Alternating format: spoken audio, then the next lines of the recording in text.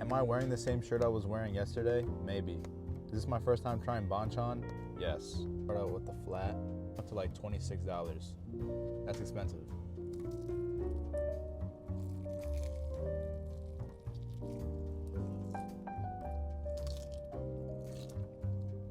Looks like they use Parmesan and maybe some oregano. Diet Pepsi to negate the calories.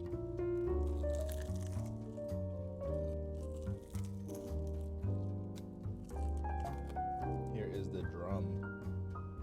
I'm not really a drum guy, I'm more of a flat guy. The rice goes crazy. My taste buds are getting blessed. The crunch is really crazy. I don't know how they get it so crunchy.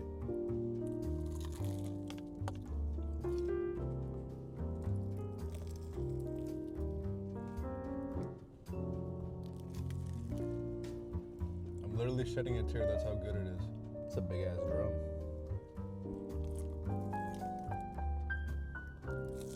There's only one of these out here where I'm from, and it's like 40 fucking minutes away, middle of bumblefuck nowhere. The Parmesan seasoning gets on the wing.